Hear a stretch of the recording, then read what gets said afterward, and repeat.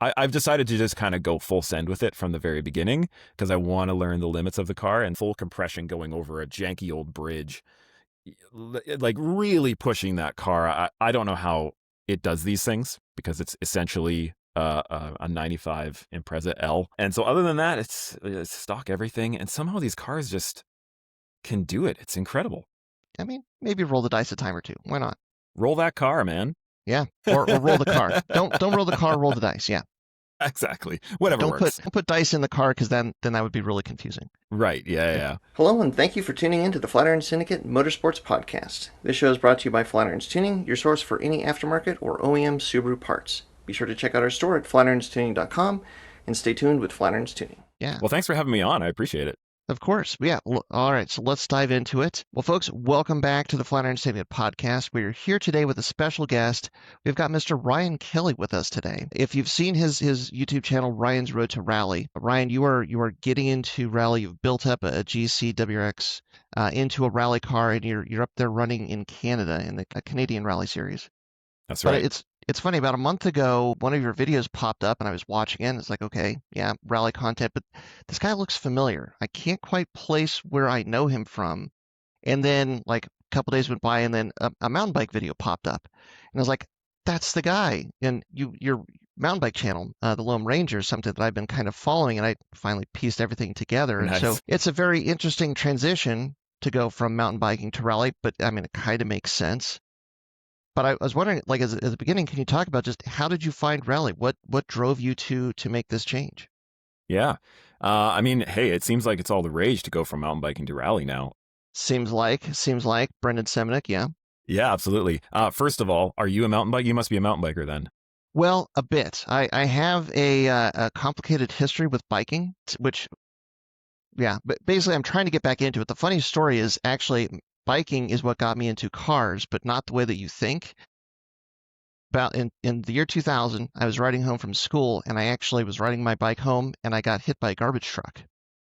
And many things happened, but basically it was the settlement from that let me get my first Subaru, and so, but it's taken me a long time to get back into biking, but I'm trying. I'm doing my darndest. That's fair. Yeah, being hit by a garbage truck would turn a person off, I would say. It took many Glad years. You're all right. Yeah. Yes, so am I. Yeah, but so a complicated history there. But yeah, so trying to stay on top of what's new and cool, and yeah, I just got a new e-bike, and Nice. Man, such a game changer. So much fun. Definitely, 100%. Yeah, I got into mountain biking and rally pretty much at the exact same time. I grew up in a family like a family of four, and all of us, well, the other three of them were kind of obsessed with archery of all sports. And at a very high level, my dad was on the international level and my mom and my sister on the national level. And naturally, they assumed I would like to follow suit. And I found out very, very, very quickly that I do not. I do not share the same passion for archery. And so I feel like as any kid in like, grade 7 kind of thing, you see what your family's doing, or at least what your parents are doing. You're like, what's the opposite of what they're doing? And to me, I was like, the mountain biking seems very exciting. Archery is very controlled. Everybody's taking their time. Everything does things at certain times. Mountain biking just looked amazing. And at the same time, I also started seeing rally on, was it Speed Vision back then? Yeah. In like late 90s? Yeah. I think it's like Wednesday night or something like that. They would play WRC. And I was like, holy smokes, that looks amazing. And I got into both at the exact same time. Now, obviously, as a young kid, I'm not jumping into a rally car, but I could take the bike that I have in the backyard and start messing around. Now, I grew up in the prairies. Okay. Flat prairies. So there wasn't any mountain bike. But the closest mountains are about 4 hours away. So could be worse, but could be better. Yeah. Yeah.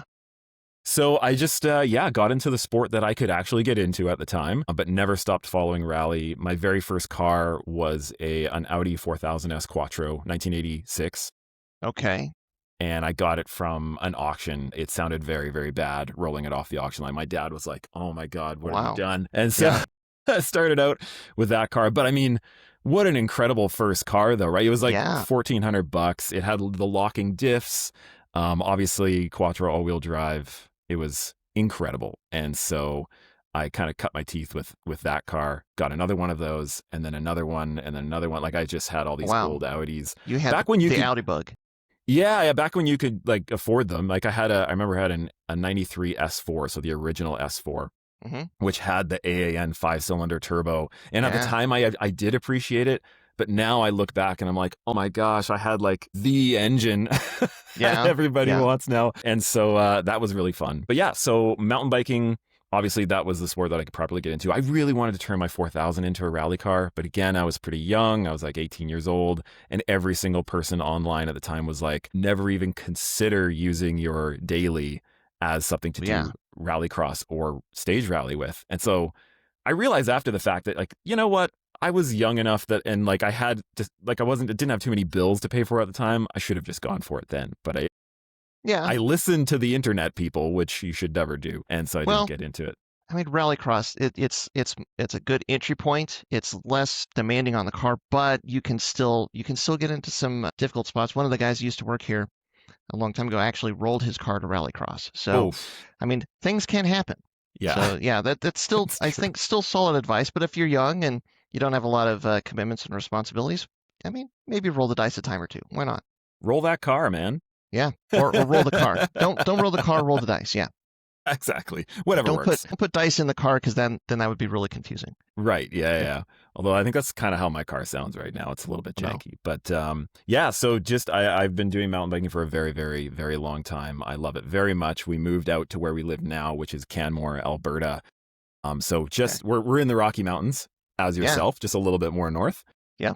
And so if you know where Banff is in Canada, for the listeners or other viewers, we're like 20 minutes down the road from Banff, Alberta. So it's a beautiful spot, lots of great riding.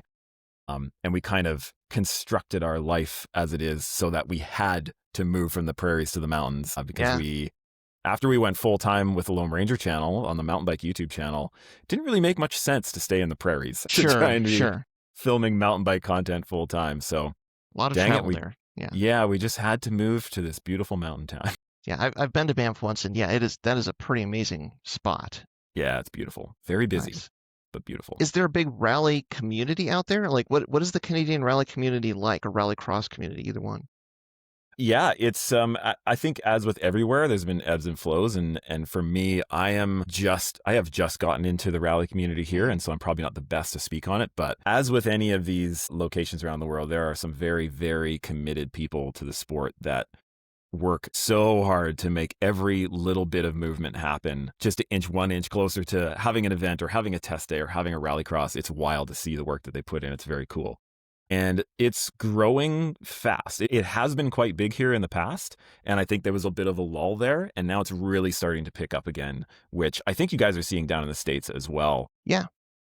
It seems like there's there's a lot more talk about people building cars, wanting to get involved. There's events now where we're seeing, sometimes as many as 60 cars entered, which is pretty awesome. Like there was a time there was a struggle to get like 20 or 30, especially for the regional events. So yeah, it seems like more and more people are getting excited about going fast on dirt. Definitely. Yeah, it's really cool to see. And I think some of that has to do with like there's a whole bunch of people in my age bracket, essentially, like friggin' millennials now, like we always wanted to do this. And we're like, oh, maybe we should actually try and do this. Now's kind of the time. There's this sweet spot where like the GCs, the GDs, like the price is cheap enough that you can still get it, build it into a rally car. There's a lot of rally cars out there that you can just kind of find a rally car, which I think is what you did. You found something that somebody kind of set to the side, but you can get that, bring it back up to speed and go and compete and have a lot of fun. Yeah, absolutely. So how's it going with the car? I mean, what are your impressions so far? I think have you done your second stage rally, or have you only done one and you're about to do your second? Well, I should say, for any of the people who do watch my channel regularly, there's probably going to be a lot of spoilers in this podcast. Yeah, there's lots to talk about. We've done 2 rallies now. We were about to do the third, but it just got canceled. The Rocky Mountain Rally was canceled yesterday, which is kind of like the biggest, in my mind, for at least on the western side of Canada, it's sort of like the rally that I was really looking forward to, but that was canceled. We have done 2 so far. We have now 2 more to do for the Western Canadian Championship. And so we did the first one. It was a regional rally called the Cochrane Winter Rally. Very, very scary conditions. Every 10, 15 feet, it would move from ice to slush to snow to dry gravel. And so the car is just doing this constantly. You never knew when you were going to have grip and not have grip. And so that one was an absolute blast. We won our class, a class of 2 cars, by the way. So it's not, Hey, a win's a win. a win's a win. And we were just really pumped about that. And in that rally, I think my biggest self-claim to fame, the thing that I'm most proud about is that on one of the stages, 2 of the stages we were quite close, but on one of the stages we were within 5 seconds of a WRC3 car. So we were very pumped about that. And that was on a downhill stage. And it's the only type of stage that we could ever hope to do well with the car that we have, because it has around 100 horsepower. Like, it has basically no power whatsoever. It's a very old JDM turbo engine, I think. Yeah, it's from the Legacy Turbo, 1991. So the 2.2. So I think it had 167 horsepower at the crank brand new. And so now it's, 30 some years old, and it has a 33 millimeter restrictor on it. So we're thinking maybe, and we have no other mods to it whatsoever, other than just like an intake and a straight exhaust to a cat. So we're maybe at 100 horsepower at the wheels, we're thinking at this point. Okay. Well, but I mean, those are old, inconsistent engines. I mean, as long as it's reliable, that's really all that matters. The best part about it so far, I think, is that it's so underpowered that unless I crash into something, it's really hard to break the car. There's not enough power to break anything, really. It just, like, I bring it up to 6,000 RPM off the line and slam that clutch, and we barely spin the tires. Like, it goes bop, brrr. It just sort of makes its way, which is frustrating for times, but we still have a car, and I have not been... I've decided to just kind of go full send with it from the very beginning, because I want to learn the limits of the car. And so at the last rally, the Pacific Forest Rally, which is an incredible event, we really went for it, like full pin into massive square edge hits where you're at full compression going over a janky old bridge, like really pushing that car. I don't know how it does these things, because it's essentially a 95 Impreza L with no fancy parts on it, except for the front brakes. Yeah. We upgraded the front brakes, so now it's very nice. I saw those. Yeah, you got the AP Racing kit. Yeah, it's unbelievable. Yeah. And so other than that, it's stock everything, and somehow these cars just can do it. It's incredible.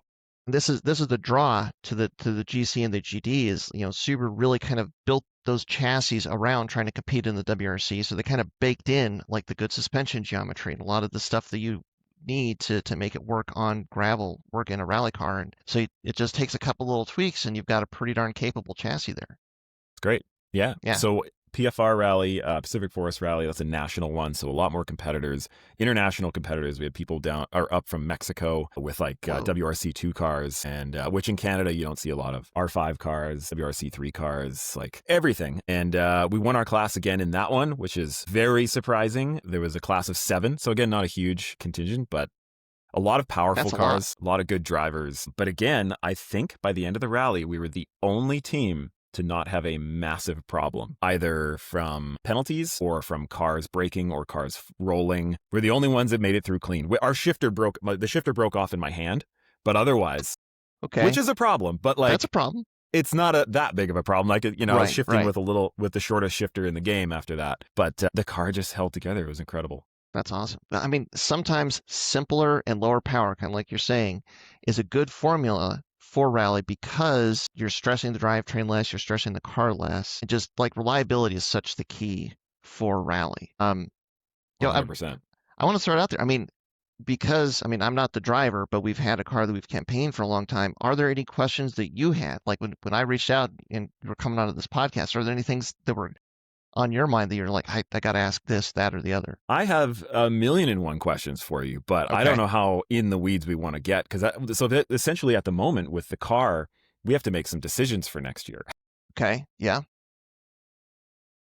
As it stands right now, as we know, very underpowered. We have the first generation DMS 50 millimeter suspension on it, and they're all pitted and like they're not in great shape. They're not leaking somehow, which is amazing. The car has been rolled before. I didn't roll it, but the people before us have rolled the car. They've smashed it into big rocks and stumps. And so the front end is quite bent up as well. Like the frame rails are kinked and rally car stuff, I guess. But we're at this point now where next year we're going for the championship, the Western Canadian Championship this year. But next year we want to expand on that. Maybe do the entire Canadian Rally Championship or dip down into the States. And so we know we're going to need some more power. We know this. Yeah. We have the brakes for it now. If we get some suspension and some more power into it, I think we have an okay shot if we keep up the hard work of what we're doing for proper preparation and learning the car and how to drive. For me, this is just my opinion, but I think turbo engines, Subaru turbo engines have no business being in a rally car. Okay. Interesting. Only because of the restrictor that we have to put onto it. So for our class, it's either 33, and if we move up to open class, it's 34. So not a big change, but a change nonetheless. And I just feel like looking at all these other competitors who are having semi-consistent issues because they have to wring the necks of their engine so much to try and get power out of it because of the restrictor, and they're dealing with such a tiny little peaky power band. For me, I feel like a flat 6 is kind of the way to go. Especially with the kind of elevation gain and loss that we have here in Canada, racing in the Rockies. There's just so much less to worry about in my limited experience and opinion on this. But I wanted to get your take. Do we swap in a newer turbo engine that we can actually talk to? Because that 91 engine, I can't talk to. I can't do anything with. You got to get out the old abacus and wire it into the car. It's hard. Exactly. You just move it around. Yeah. But what do you think? Do I go a flat 6 and run on that and instantly have essentially double the power I have now without doing anything to it, essentially, other than plopping it in there? Yeah. Or do I go the turbo route? Well, I mean, or there's the other option, which is to go 4-cylinder naturally aspirated. So there are a few people that run 6-cylinder rally cars, and I think there's still a couple of them that are campaigning them now. And so I would say the first thing to do is maybe to reach out to them and see. If you do a 6-cylinder swap, I mean, the most straightforward path is, you're adding cylinders and you're taking away the turbo. And so you kind of have to do a wiring merge at the same time. So like the simplest path would be to run factory ECU for the 6-cylinder car, or for the 6-cylinder engine and the 6-cylinder engine. They make a lot more torque. You're going to have throttle response, which is something, especially with the turbo engine and a restrictor, you lose because, like I said, the torque peak is just so small. I don't know that it would necessarily be double the power that you have, though, because it's a lot of the like you'd think you'd have to run the 3-liter 6-cylinder, unless, because I think you have to stay under, is it under 3.5 liters of displacement? Here in Canada, in the class that we're in, which is they changed the name now. They call it prepared 4-wheel drive, but it's really production 4-wheel drive. Yeah. They changed the rules now that I can put in any engine I want as long as it's made by Subaru. Okay. And so I could put in the 3.6 or the EZ30. And that's another big question. I know that there's a lot more aftermarket support for the EZ30s, but the 3.6 is definitely tempting. Yeah, it's a little bit heavier engine, and it's going to have a lot more torque, but like to your point, where the drivetrain, like where you can kind of aggressively launch it and not have to worry about it. If you go up to the high torque 6-cylinder, then that can become a little bit more of a question mark. I mean, the 3 liters, they do rev. It would be a lot of fun to have, either one, a 3-liter or a 3.6. I think I would probably lean more towards the 3-liter, especially if you're thinking of coming down into the States and running an ARA, because I think only in ARA you're only allowed to run the 3-liter. Okay. So that might give you more of a reach. So like displacement would be one of the factors. Looking at, because I think you talked about one of the tuning issues, the tuning limitations that you run into. One of the things that I would just maybe even start looking at is a standalone ECU. Yeah. Because once you go to a standalone, like this is a like a standalone computer that you then put into the car to run the engine and keep everything going. So you can tell it, I've got 4 cylinders, I have 6, I have a turbo, I don't have a turbo. So it opens up the ability to tune the car, but then all of a sudden, like the data logging and the information you can get back from the running of the car and how everything is going, it's a massive improvement over what you can see with stock ECU, and it's way better than just like having a gauge. Because like you're driving and then maybe there's something going on with the gauge that you can see, like, oh, that's a problem.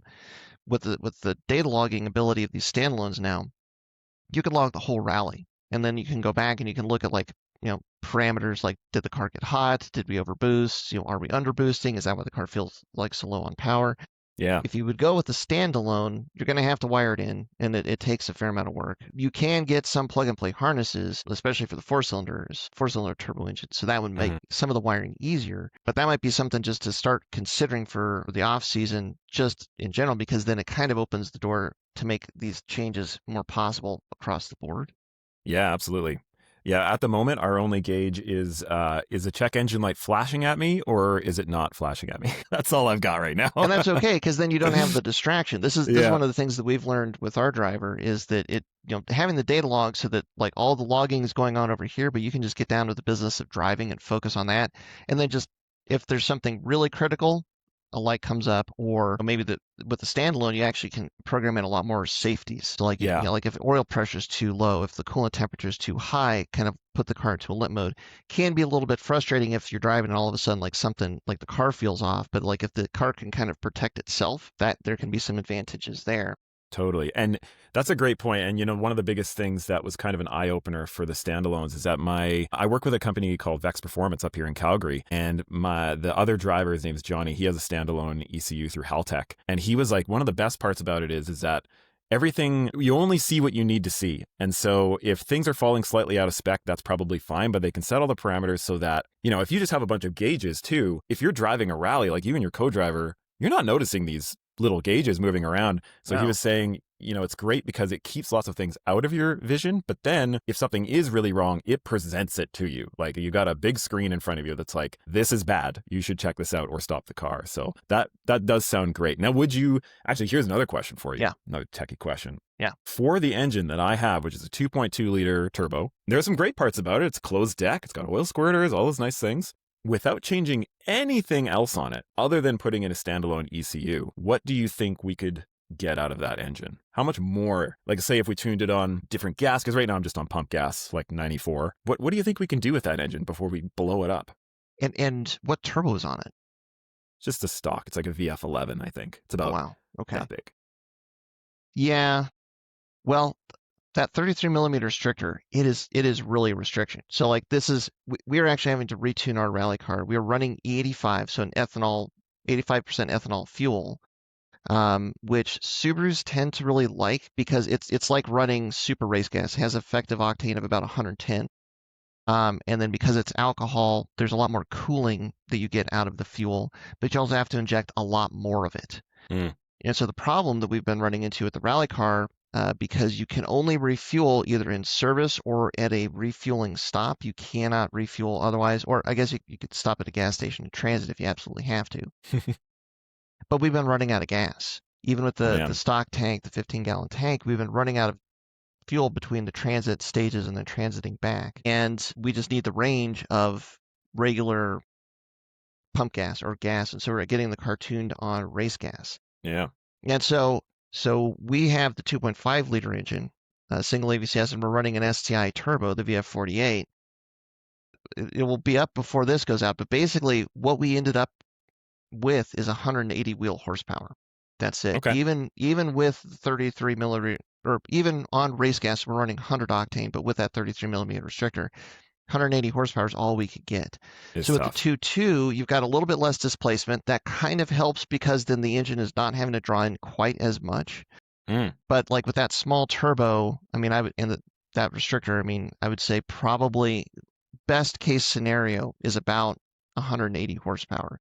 You might end up lower, like 140, 150 once you can actually fully tune the car with the standalone ECU. But I would say you're going to be in that ballpark. Yeah. So I it's mean, not a magic bullet. You've really got to, man. No. Well, that restrictor it is a leveling device, and that's why they use it. And it's funny because there's so many people, like even rally car guys, like, I make it 300, 400 horsepower. It's like you're running through the same restrictor that we are. Like the math just doesn't quite work out. But I've actually had the thought of trying. We haven't done this, but I've wondered, what if we went with a smaller turbo, like a TD04 off of a 2-liter WRX, say, where it's going to spool up earlier. Because the horsepower is going to be limited, but if you can get it to spool up a little bit lower in the RPM range, you can actually get more torque.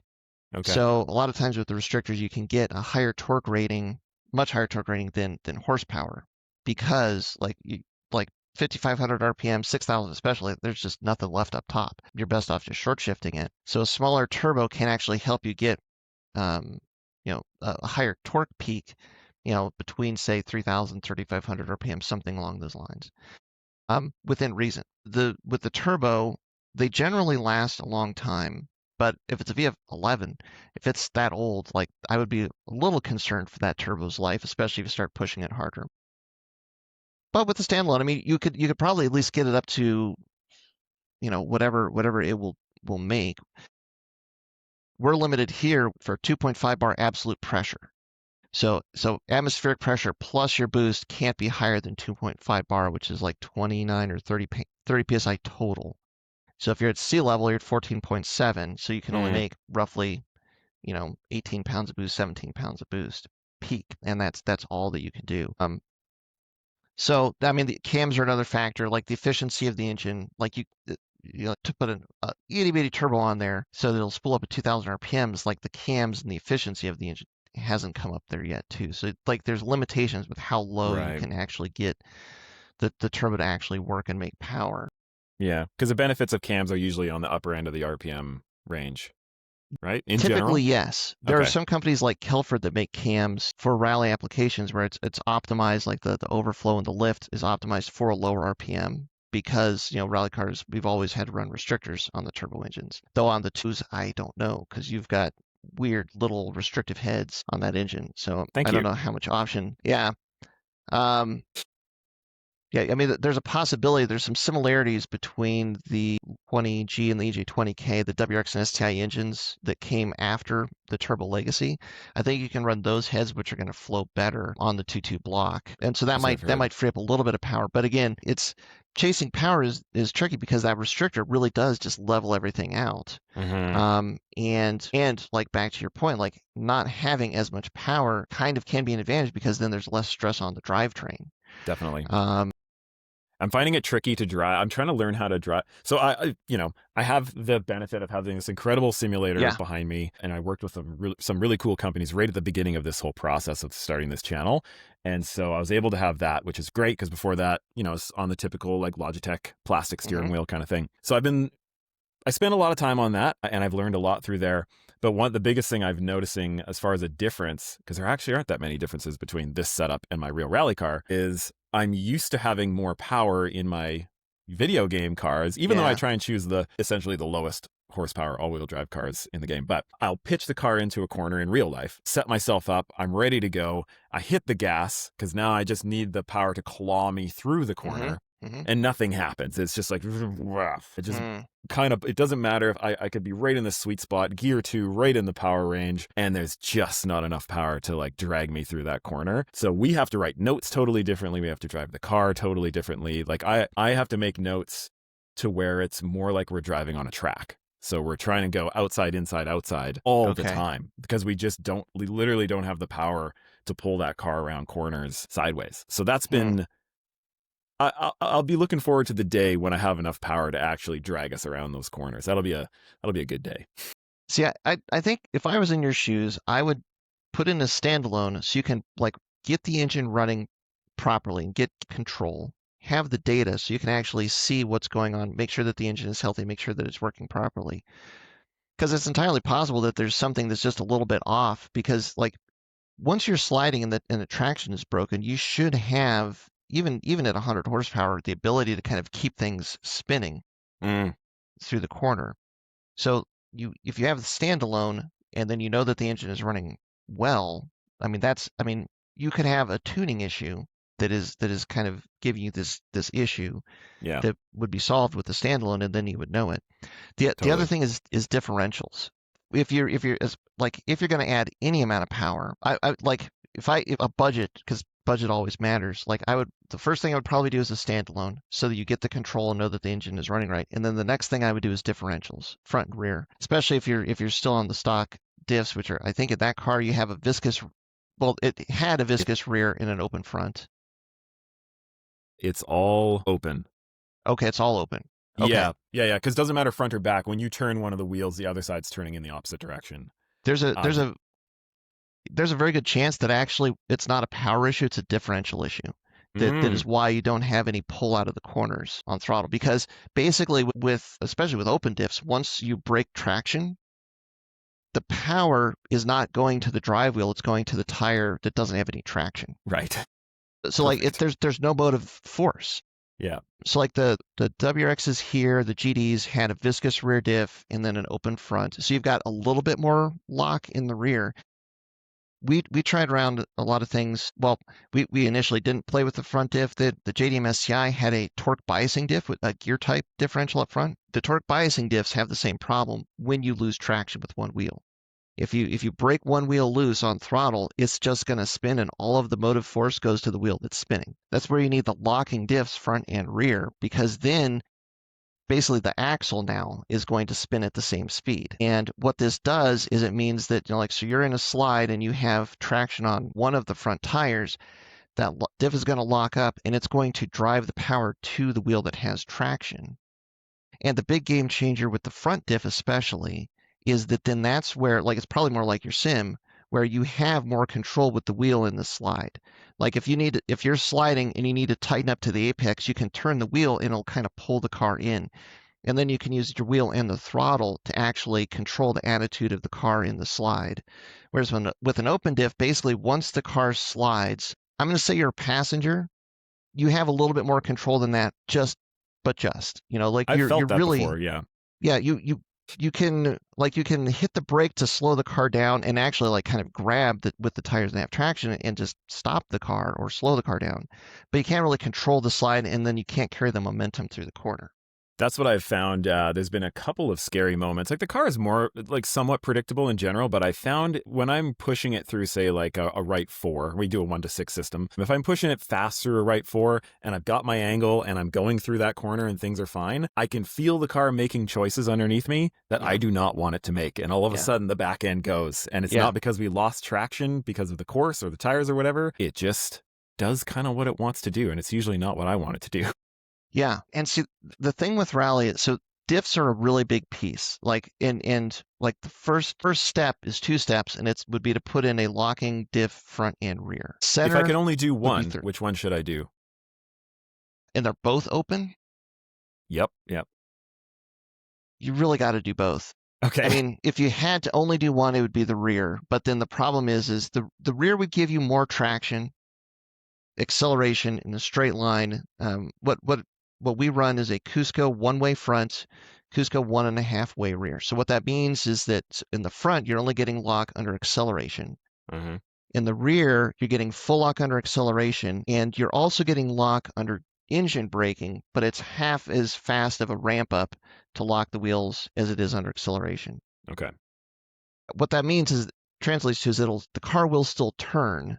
The car's not going to fight turning, especially on tarmac, but you get that lockup, and so you can actually lift off, get the diff to lock, and that can actually help you initiate the slide. You won't have to use the a hydro handbrake or a parking brake as much. And so then that's an advantage. And then you get on the throttle, the rear will lock up, and then there's more driving force to go forward. But to get that real control with the wheel in the slide, you really need the front one-way differential. Gotcha. And is this something that I can install in the current diff housings, or would I? Oh, all right. Yeah. Well, that sounds good. For a 91, I'm almost positive Cusco still makes that rear diff, but then for the fronts, there's an early front diff as well, so they should be available. The car is such a mishmash. We don't know what's going on with that thing. It's a 95 Impreza chassis that used to be an automatic, and now it's got turbo 2.2 and a manual transmission that I don't even know which one it is. It's 5-speed, but otherwise, I don't know what's going on with that thing. It's a 160 rear. Yeah. So on the bell housing of the transmission, hopefully still, there's going to be a white sticker with a serial number on it. And then you punch that into, you just basically do a Google search, and then it'll tell you what that transmission is out of. That will be important for finding out what front diff you need. Though most of the 5-speed manuals, it's the same front diff, but just to be on the safe side. Yeah. For the R160, as early as that car is, there are 2 different R160 rears. One of them is centered. With the newer cars, it's centered, and then so you have the same left and right rear axle. The earlier cars, the diff was offset, so you have one short axle, one long axle, and I believe those had stubs that came out of the diff, and so you had basically a male-female rear axle versus a male-male rear axle. Oh, okay. And then that's a different, and after the podcast, I can help you find out what you got, and we can find something. But yeah, Cusco made diffs for like way back then up to almost the present day, or largely the present day. So there should be something for the drivetrain that you've got. All right. We've been digging into the weeds on the tech stuff. I do have one more question for you, though. Yeah. No, I love this. Yeah. I feel like a lot of people, the immediate answer is a drop in a 6-speed and a 180 rear diff. Mm-hmm. My only thing with that is that so far, what we've been enjoying the most is a lightweight car that we've made handle really well. We've got great tires on it, we've got great brakes, and now we've got the steering quickener, handles like a friggin' dream, other than the diff situation. But in general, braking traction, all that. I love how lightweight it is, and I'd love to keep it there. So is there a way to keep a 5-speed and say the R160 with upgrading internals, or is there a certain 5-speed out there that is better than others, that would be stronger? Or do I just have to go 6-speed? So you just have to go 6-speed. Okay. And where this factors in is the differentials between the 5-speed drivetrain and the 6-speed drivetrain are different. You can't take a 5-speed front diff and put it into a 6-speed. And Right. if you want to modify the drivetrain that you have, that is a commitment, because each Cusco diff is about $1,200 US. I don't know what that equates to Canadian, maybe $1,500 each. The rear diff is not hard to put in. The front diff, you have to basically take the transmission out, split it in half, go pretty far into the transmission to install it. It's an undertaking. Yeah.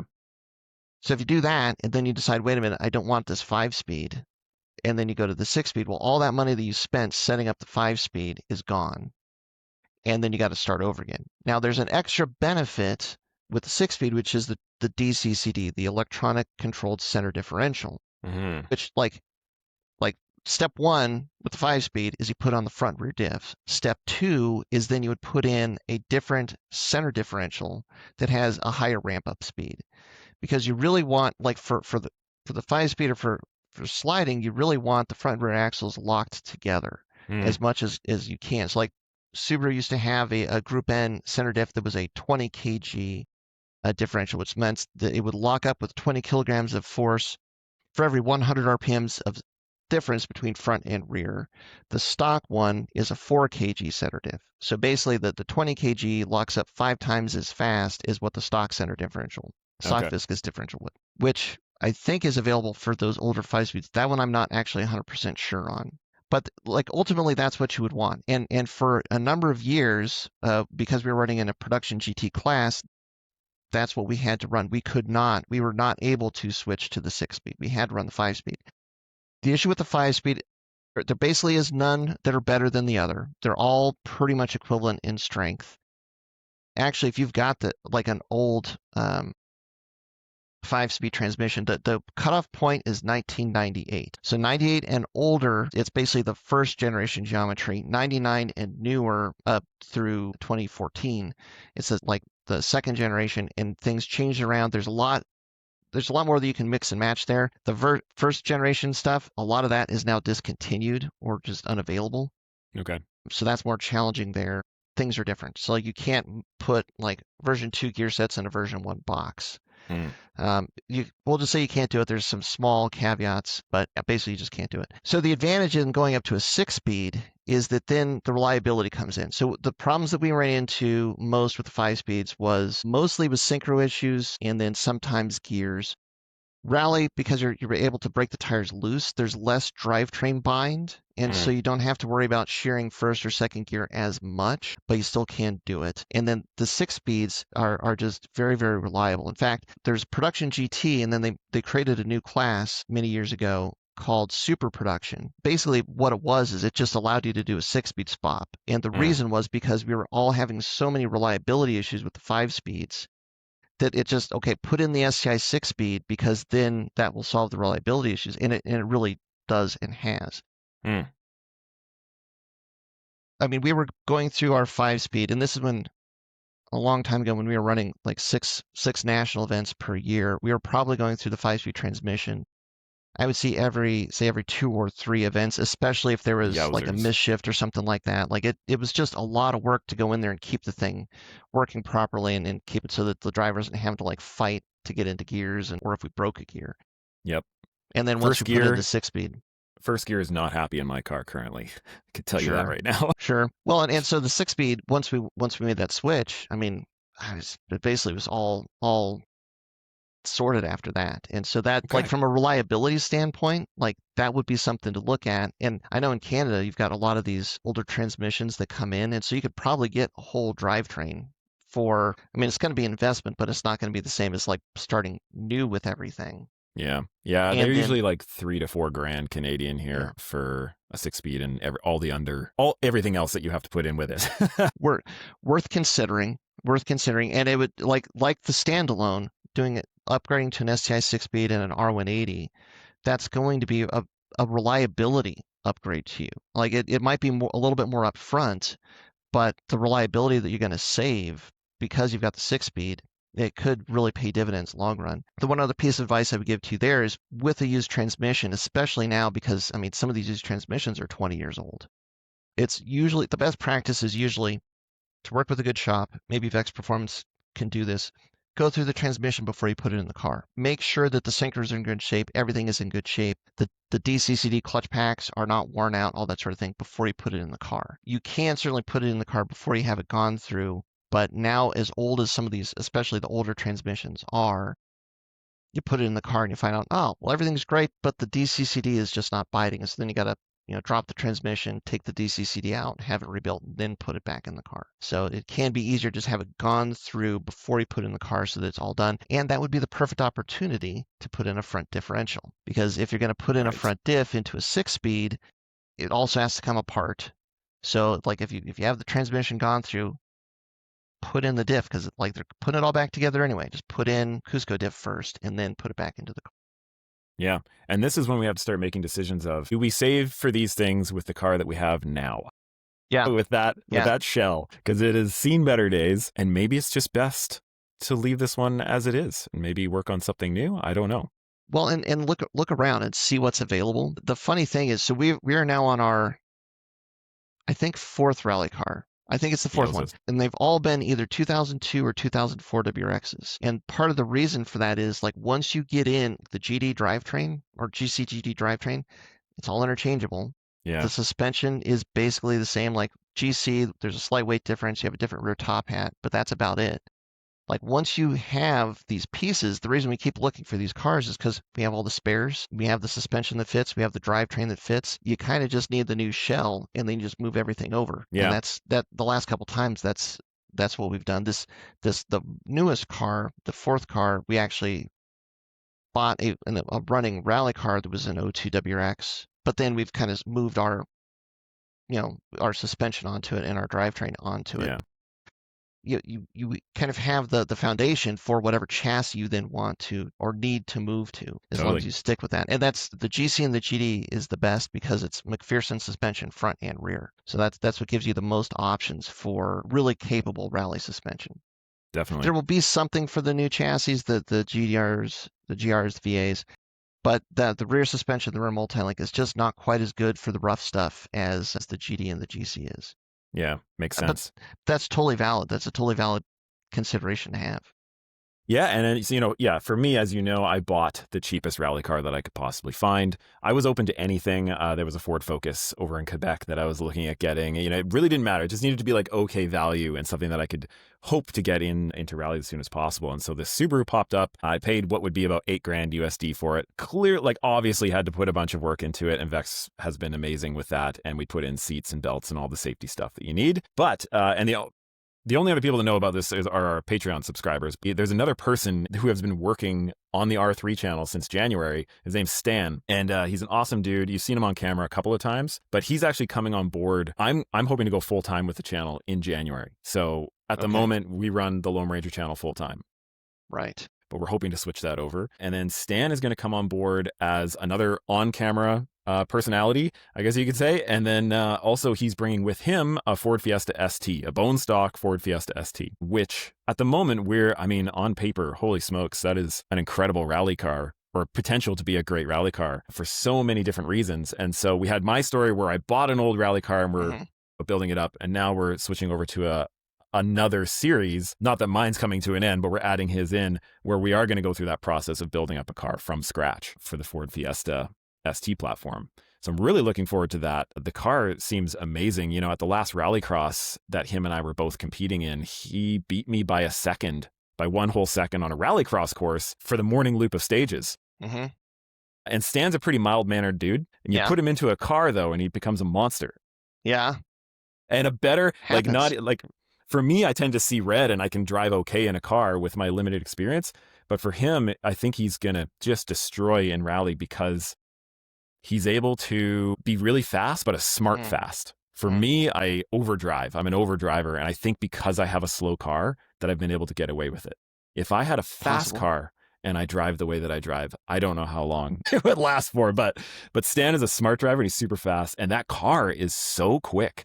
Like I was driving it, and to pitch it into corners, and again, bone stock, it handles in such a nice neutral manner. It felt like I was driving an all-wheel drive car until I put on the power. But like as far as putting it through corners, I was like, wow, this is a great platform. The Fiesta, it's like the Subaru, like that Ford built that chassis to go compete in the WRC. So you've got all of that good design and suspension geometry baked into the chassis. It is front-wheel drive is just different than all-wheel drive. That's going to be the biggest decider there is like, do you like the feeling of driving the all-wheel drive car versus the front-wheel drive car? Yeah. For me, it's all-wheel drive. I've never wanted to do anything but all-wheel drive. If I found the right car, I would have started on front-wheel. But yeah, my heart's an all-wheel drive, and I don't think that'll ever change. But Stan loves front-wheel drive. And, you know, keeping your foot to the floor on the gas and then just pressing in some brake around corners to get the rotation, that's a pretty cool feeling. I'm a fan. Well, if you delete your brake booster, then you can do that too in the all-wheel drive. Right. Yeah. Which I have. Yeah. It's hard as a rock, which I like. Yeah. Yes. Well, and the differentials are such the key there because, like, again, like you're saying, you're driving aggressively. Once you have the control from the drivetrain, that's where you can drive more aggressively because you have the tools to control the car as it's sliding more, like you're carrying more speed into it. And like with the 6-speed swap, the DCCD, once you have this computer that's able to like send power front to rear to optimize traction to get the car to do what you want it to do, that's where like that elevates the level of control as well. So that's where, like, again, building up the 5-speed, doing the 6-speed swap, there really are a lot of advantages in terms of reliability for the 6-speed, STI 6-speed, but also in terms of control as well because of getting that DCCD to start working for you. Sounds good to me. You gotta explore it. It's just a few $1,000s, right? Why well, not? I know it's the hard thing with rally is it's such a war of attrition, and there's so many things that happen to the car, and this is like learning to drive the car. Like I don't know if you've considered going to a driving school, but like to really get some like driving instruction. Yeah, I've done one day at Dirtfish. Yeah, it's one of these things where early on in early days you could eat up your budget fixing the car if you're having a lot of offs and issues or hitting a lot of things. The more consistent you can be with driving, then hopefully you can like your budget can go to improving the car more than just getting the car back to running again. There's a balance there, and it's a hard balance with rally because it is just a rally is basically a car crash that takes place over about 150 miles. You know, and it's just like you got to put the pieces back together, and sometimes you have good rallies and sometimes they're rough, and that's part of the trick. I mean, it's just figuring out, you know, how aggressive do you want to be? But it's like reliability is just such the key. I think that's the thing that can be overlooked. Like, and it's probably a big part of the success that you've had is that you've got a car that like it is not, you can drive hard, but you're not outrunning the car because like the car is just, it's wheezing, it's doing everything that it can. And then like all these people that are pushing harder, carrying a lot more speed, like sometimes power can actually be a bad thing, especially if you're trying to like really push and carry momentum through corners and you don't have the tools that you need to control it. And then you have more little incidents where the car's taking a little bit more damage here, a little bit more damage there. And then all of a sudden, now you blew up a tire, you broke a tie rod, you broke a control arm, who knows what. Yeah, absolutely. I could tell you, you know, out this last one, a Pacific Forest Rally, my co-driver Chris and myself, we have a lot to work on. I have a lot to work on for writing notes and also trying to stay focused on what I'm doing in the moment, but also simultaneously painting the picture of the road that I can't see yet. And I'll get there. I'm not there yet, but you know, him and I got off note multiple times. I'm confused about what corner we're in. And I tell you, if we were in a car with twice as much power, I don't know if we could have gotten away with it because we're off note But then we still have we can sit there and like have a tea before we get to the next corner because it's an uphill straight road, right? So we have time to be bad at driving a rally car currently. Man, that's part of it. That is all part of it. Like all of those things, and it like nothing. You're never going to have a perfect rally. Like you're never going to have a rally where like every stage is like, yep, that was perfect. Couldn't have gone any faster. Couldn't have gone any better. Like weird things happen. Like just so it's working through that adversity and just keeping the pace, the average pace up, and that's how you succeed. Is just keeping the car going, keeping it reliable, keeping it as fast as possible, and having the minimum amount of issues along the path, and then all of a sudden you just kind of see yourself moving up the standings because you're still moving. Some people aren't. Some people took a wrong turn and like went to the next county before they figured it out, and you're sticking to the path. Yeah, and if your car's still working, that just means you have more seat time to be able to just get better. That's all it's all about. And, bringing it back to mountain biking, I will say that I think one of the, between mountain biking and having the sim rig behind me, that has been just such a massive benefit. On the mountain biking side of things, just being able to read the terrain and for being trained to be looking ahead, reading terrain and understanding grip levels. Like in the mountain bike side, you're making a million decisions a minute for looking down at the trail in front of you and being like, what kind of grip am I going to have with that? I feel like that was such a massive benefit. That transfer of information was direct over to rally, and even understanding grip levels for whether we're going to be under compression or whether it's going to be, lifting off with weight. I've been able, especially with the brakes and like the good tires we have on there, we have really amazing friggin' tires on that car. But being able to look ahead and braking made potentially later than others, knowing that I'm going to be under compression for that last little moment where I could brake, I'll just wait till then, even though it's really scary. Well, I know that I'll have more braking ability if I just wait until I'm squishing that car into the ground as hard as possible. Biking's been incredible for it, I tell you. I bet. Well, and you're kind of used to like not having that tarmac feel where like the tires are they're glued to the ground until they're not. And you try and stay where they're glued. Well, you're more used to the sliding around, and that now you're just kind of translating that to a car. But I think reading the terrain, that's a huge point because there's a lot more variability with how much traction you're going to have on a dirt surface than you might think. And you've probably seen that in spades, and like being able to kind of spot some of the same signs on the rally car on dirt. Yeah, that'll pay dividends. Yeah, it's just being okay. You have to know that you are going to lose traction. And that feeling is pretty alien if all you've done is grip driving. It's a scary thing.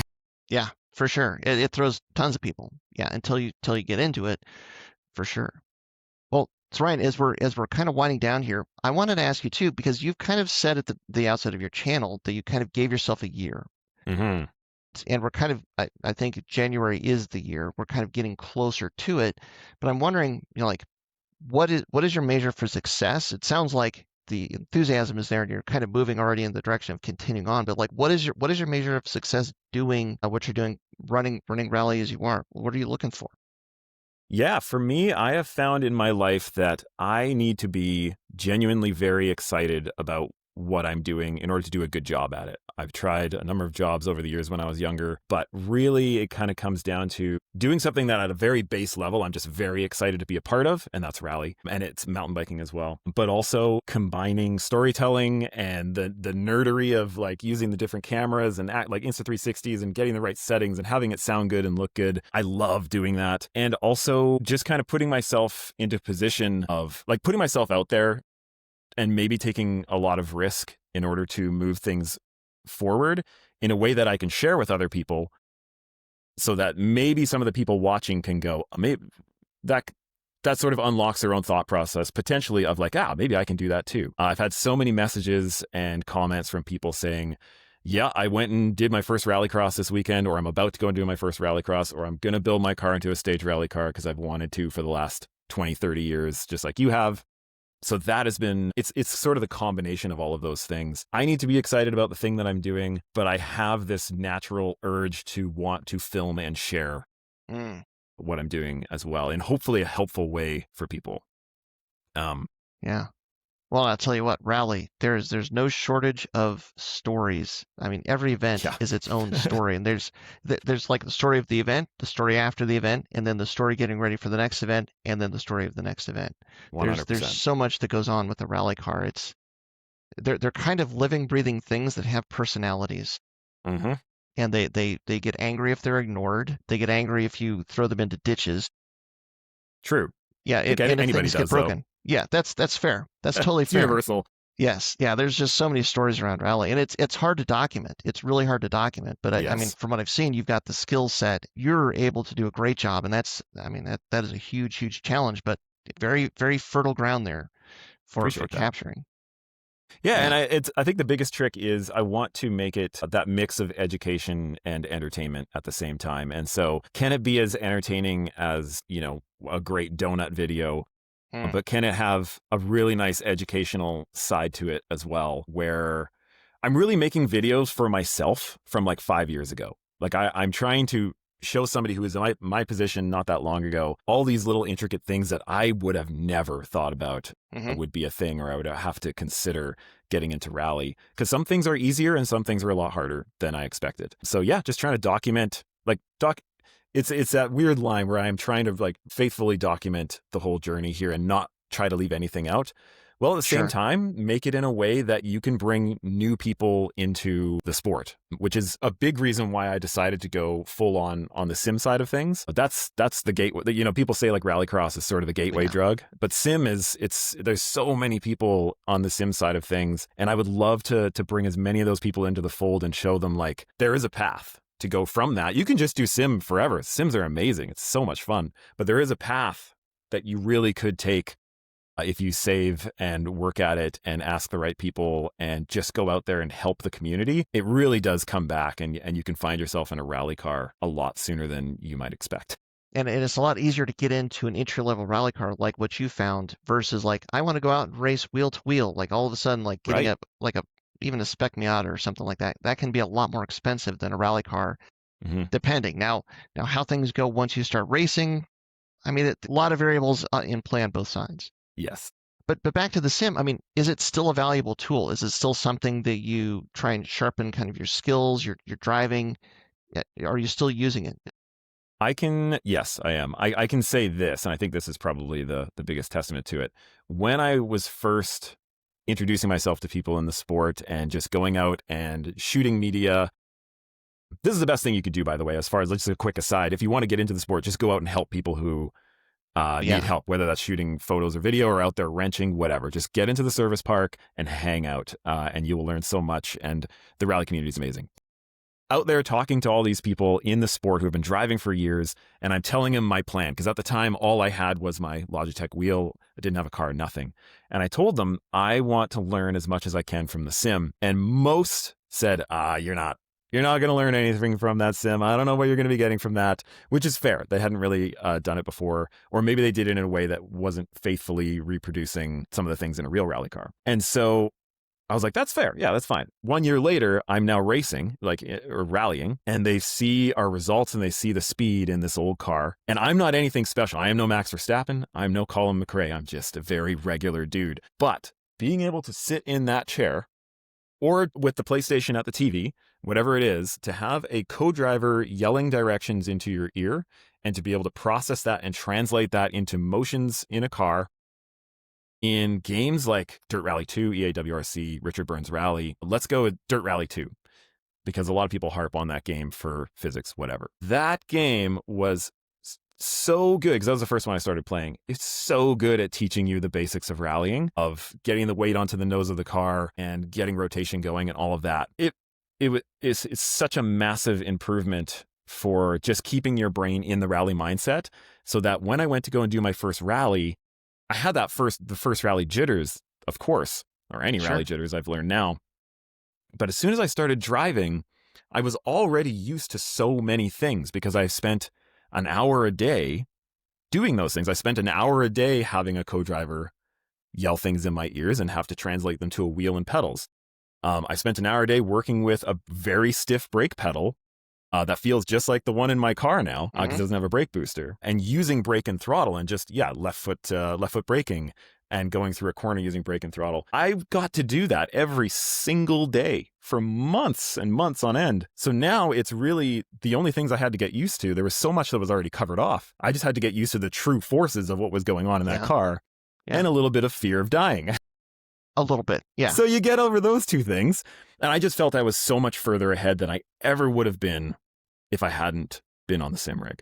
For sure. I think there's a lot of old school, because like sim racing, probably in the last 2 or 3 years, maybe in the last 5, has come leaps and bounds. Like when you have direct drive wheels, brake pedals with load cells that are now available to the point where like you don't have to have tens of thousands of dollars to get these like kind of game-changing components to what you can use at home. And then the physics have also been keep getting better. That like it can absolutely be a game changer. And the huge advantage you have is you have the sim, and then you actually have the driving experience. So you can actually see like, well, this is what it feels like in the sim. This is what it feels like when I actually drive. Where do these two things overlap and where do they not?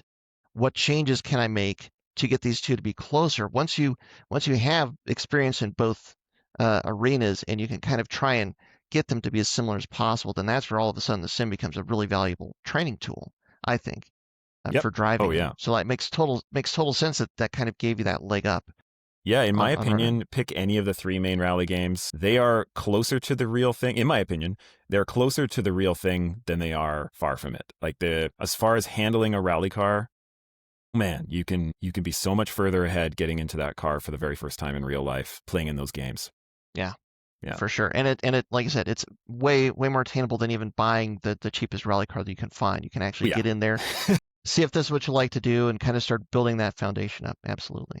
Yeah, but now I'm so after PFR, we had a lot of trouble. I was writing too complicated of notes, especially for a newbie like me. I was definitely shooting for the stars with how many details I was putting into my notes during recce. But now, we're changing our numbering system. I want to simplify. We're going to go to a 1 to 9 system and see about getting rid of all the pluses and minuses, because there were just too many syllables being said for every single corner and out of every corner and all the descriptors in between that. So now we're doing 1 to 9, and I've got to figure out how to translate that on sim. I think in Richard Burns Rally you can do a 1 to 9 co-driver, but I got to figure all this out. Yeah, that one of the challenges. But yeah, figure out how to communicate with the co-driver. That's the other thing with Rally that's unique. But yeah, that is definitely key. Getting that like subtext, or like, so you can have just really quick notes back and forth. That is another key to success. 100%. Yeah, and Chris is amazing. He is the noob just like me, but he's also a keener just like I am. Like, he's into it. He puts the work in to try and do the best job possible. But I'm mostly just in it for the ridiculous banter in between stages with him. That's half the fun. that is, and that'll keep it exciting. Absolutely. Yeah, exactly.